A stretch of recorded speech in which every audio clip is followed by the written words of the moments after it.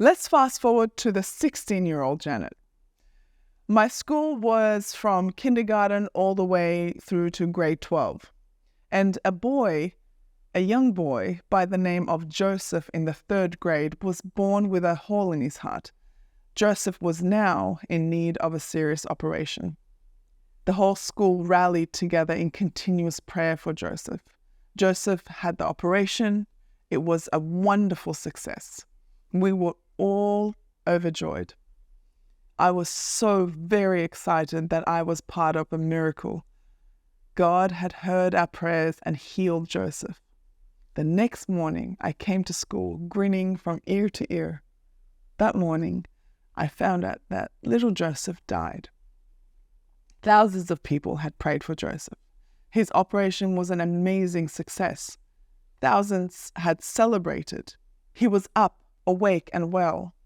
Then the next day, a week before his birthday, Joseph had passed away. I was shattered. Why would you do this, God? Why would you mock his parents, his family, all of us children who prayed? Why let us be joyful and then at the end take Joseph's life? You are cruel, you are unkind, you do not care. The darkness over me was heavy. Yet I saw my school friends mourning, but they were not hopeless. They had joy. I couldn't get my head around it. How was it possible to pray to God, to mourn and have joy? I was angry. I was jealous of their joy. Saturday morning came and I was on my bed doing my homework, listening to a collection of songs a friend of mine had given me. And the weight of sorrow and depression was hitting me hard.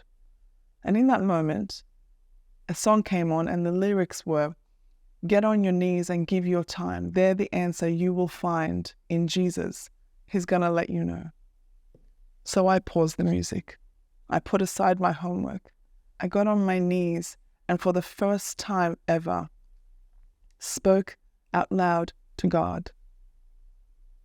If you exist, please show yourself to me. Please take away this heavy burden.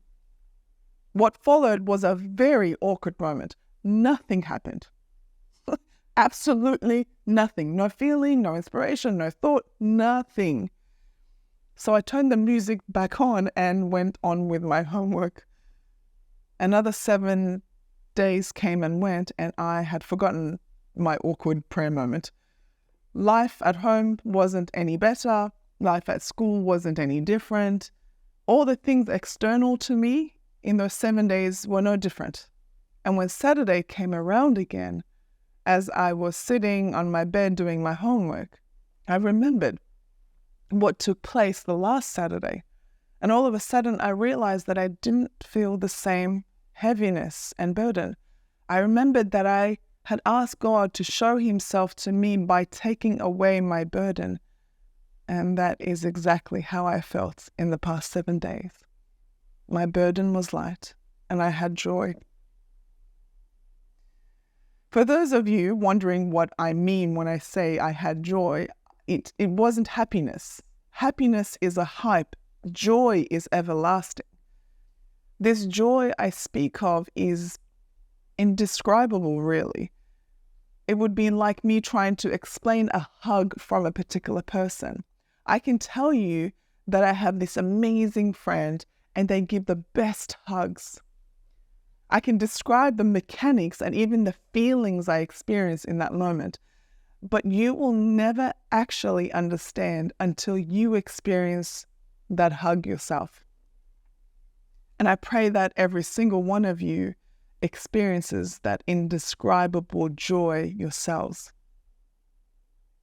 So that Saturday morning, as a 16-year-old experiencing the indescribable joy for the first time, I decided that I wanted to do life with the Lord.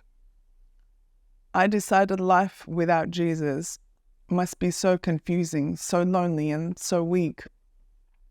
And that was my second encounter with Jesus, an encounter that started with me being jealous of the joy I saw in my friends during our time of mourning.